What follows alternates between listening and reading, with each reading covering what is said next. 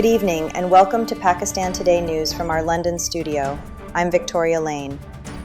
U.S. President Donald Trump has announced an extension in the ceasefire with Iran, following a request from Pakistan's leadership, including Prime Minister Shehbaz Sharif and Chief of Defense Staff Asim Munir.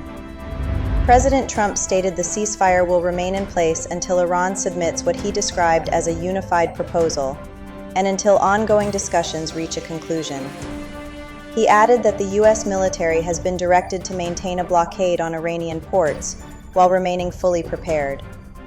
Prime Minister Shehbaz Sharif thanked President Trump for accepting Pakistan's request and expressed hope that both sides would reach a comprehensive peace agreement during upcoming talks scheduled in Islamabad. China has warned that the Middle East stands at a critical juncture following the decision to extend the ceasefire. Speaking at a press briefing, Chinese Foreign Ministry spokesman Guo Jiakun said the region is transitioning between war and peace, stressing that preventing a return to hostilities must remain the top priority. The statement comes as diplomatic efforts continue to gain momentum, with global powers urging restraint and a peaceful resolution through ongoing negotiations. Iran has downplayed the impact of the U.S. naval blockade on its food supply, saying the country remains self-sufficient in essential goods. Agriculture Minister Gholamreza Nouri stated that despite restrictions, Iran faces no major challenges in maintaining food supplies, citing strong domestic production and alternative import routes. He added that nearly 85% of agricultural products and basic goods are either produced locally or secured through land-based trade, ensuring stable food security. These remarks come amid rising regional tensions and continued U.S. pressure through maritime restrictions. Pakistan's Deputy Prime Minister and Foreign Minister Ishaq Dar has discussed the evolving regional situation with British High Commissioner Jane Marriott. According to the Foreign Office, Dar highlighted Pakistan's ongoing efforts to facilitate engagement between the United States and Iran, emphasizing the importance of dialogue and diplomacy in achieving a peaceful resolution. For more on this, we go to our Islamabad correspondent, Sarah William. Thank you, Victoria. Diplomatic activity here in Islamabad is intensifying as Pakistan continues to position itself as a key mediator in the ongoing U.S.-Iran tensions.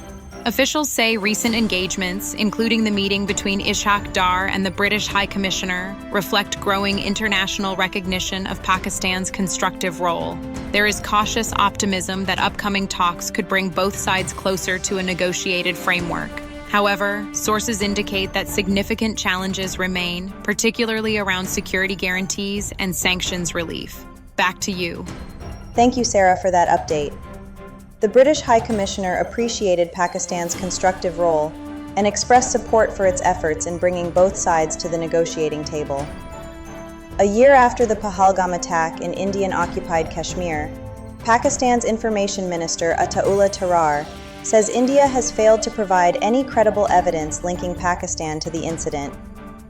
He termed the allegations baseless and described the attack as a reflection of what he called a hollow mindset.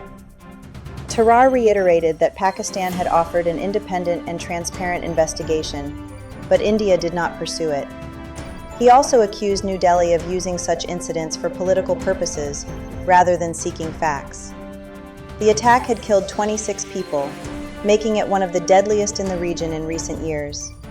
Pakistan has moved to strengthen its external financing strategy after successfully raising $750 million through a Eurobond at an interest rate of 6.975% for 3 years.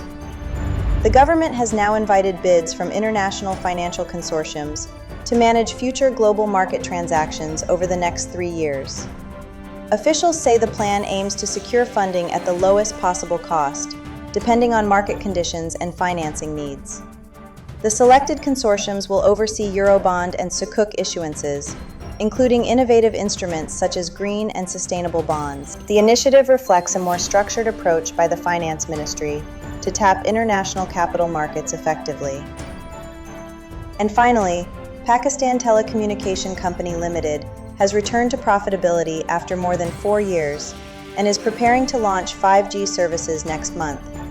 CEO Hatem Bamatraf said revenues rose by 58% in the first quarter of 2026, supported by the consolidation of Telenor Pakistan into the group. PTCL posted a net profit of 3.1 billion rupees, reversing last year's losses. The company expects to roll out 5G services through Uphone in May, pending license approval from the Pakistan Telecommunication Authority. Officials say the group is entering a new phase of growth, despite ongoing economic challenges. That's all for now. You're watching Pakistan Today News. I'm Victoria Lane.